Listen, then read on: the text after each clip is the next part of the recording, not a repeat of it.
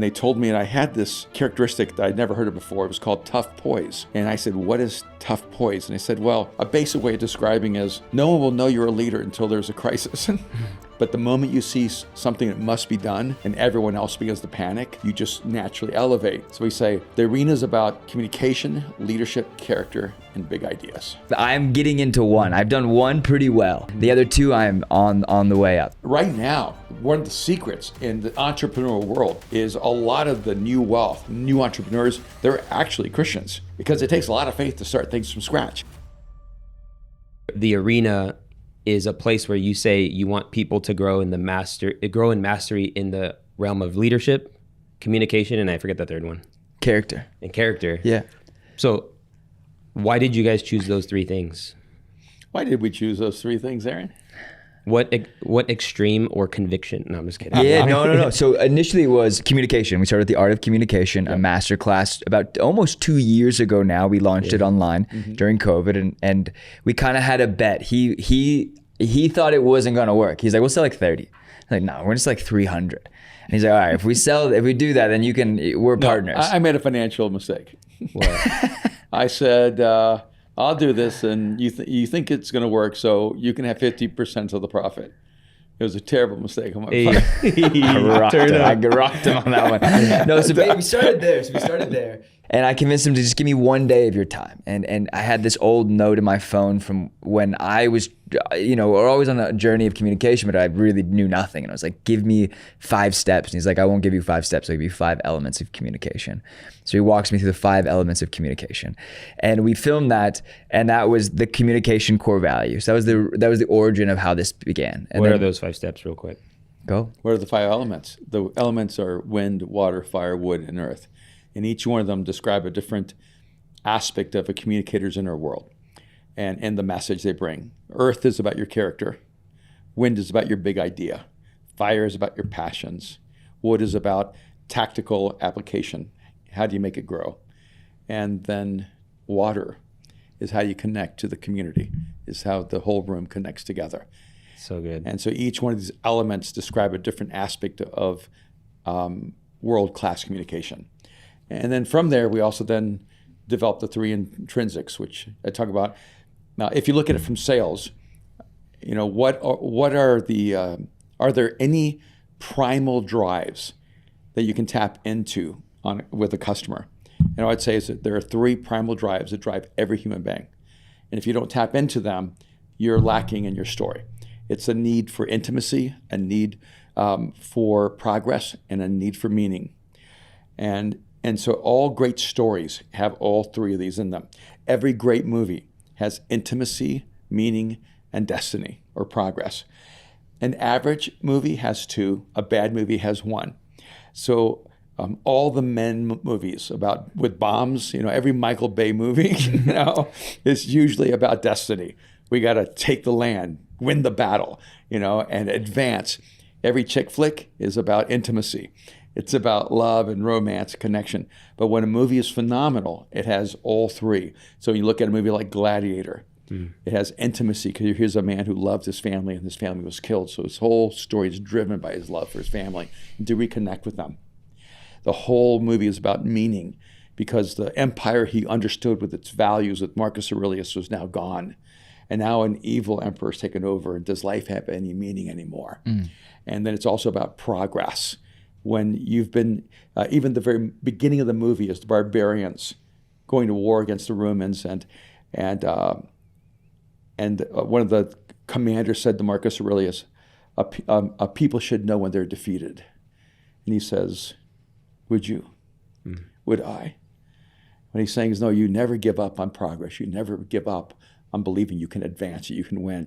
This movie is so rich in those 3 intrinsics. So all of our courses are built on this level of connection, on the communication level, which is not as tactical as maybe it should be at times, right? No, I think it's really practical. We actually have a whole practical section of it because he's so impractical. So I translate him. He drives all the practical sections. And break down like the how-tos. Like, okay, this sounds great. Now, how do I actually do that? Right. So started with communication and then moved into leadership. And that was the secondary value that we had kind of built. Where we to be a great leader, you need to understand communication. Right. To be a great communicator, you don't have to be a great leader. Some of the best communicators in the world are awful leaders. Some of the best pastors in the world are terrible leaders. Yeah. But to be a great leader, you have to be able to communicate on some level. Yeah, I love that. What you said. You said it's hard to have a strong community without strong communication. Yeah. And they feed into each other. Yes. So we felt the second thing we could really build into people are the leadership competencies to be able to scale in any arena in your life, whether it's business or church or whether it's in economics or in relationships. But you really can't make an impact if you don't learn how to lead at some level along the way. And that third area was character. And we've kind of gone back and forth on the word there because we talked about mastery and we talked about character, but it's really about self-mastery. But I wanted to kind of, I guess maybe idealistically make the word character popular again. And because a lot of the people who are researchers in the Stoics, who love Marcus Aurelius and who love the writing of Stoicism, they use the word virtues. And the virtues, I think, are pretty cool. And I thought, I think we can take the same concept of virtues and take the word character, because the word character means an indelible mark. So there's 26 characters in the English language. So an A is a character, a T is a character, an X is a character. And so I think it's really cool when you say, now, a man has character. What it means, he has a definable mark that doesn't change. And so I think we can take this concept of character and make it cool again. That's great. And so we have this triangle, which, by the way, is the art piece It's the that Aaron triangle on the created, back of your t-shirt. The back of your T-shirt. That triangle is the arena. And the space in between are the big ideas. So we say the arena is about communication, leadership, character, and big ideas. It's awesome. Because that big ideas are what are created when you begin to dream and imagine. Yeah. Sorry. What would you say has come easy? I feel like character would probably be the hardest thing, because it's like a lot of people don't keep their word. A lot of people struggle with values. Like, but between communication and leadership, what have you felt has come natural versus one you'd really had to work on? That's a really good question. You have thoughts on that? I know my answer, but I'm curious. What's your answer? My answer, I think, would be naturally leadership makes sense to me. Because I think I was 5 years old thinking 12 years ahead. Yeah. So vision, it comes naturally. I've also been around a visionary my whole life. So I think vision is something that I've learned to grow in. But I love having the ball in my hand. I love the strategic side of being able to lead people and being around people. Communication's been my Achilles heel, and character's been my Achilles heel. Character's something I'm always in the process of growing in, and communication is one of those things that's like, if you do not attack it daily, you will never grow. And so those are my things. I think I'm getting into one. I've done one pretty well. The other two, I'm on the way up. Yeah, I actually think if I look back honestly, leadership was more natural for me than communication. No one thought I would be a communicator. Wow. Not my family, not anyone who knew me. But no one thought I was going to be a leader either. So, and I actually think that big ideas was actually the most natural thing for me to think in terms of in the world of innovation and creativity and imagination. That was like a more natural space, and character was something I really valued for as far back as I can remember. I'm not even sure why. I wasn't a person of faith. I didn't believe in God. I didn't know anything about Jesus. I wasn't a Christian. But I really admired people in history who had character. And so I was drawn to character because I felt like I wanted to be a noble human being. And so that, I think in some ways, that magnetized me to Jesus. So, anyone who has a value for character is going to crash into Jesus one day. I love that. And so it worked the other way around for me. It wasn't like, I came to Jesus and now I value character. I had a high value for character, and it drove me to Jesus. And then I started leading by accident, only because I saw things that needed to happen. No one would take it on. So I feel like I began leading by default. I was happy not to lead.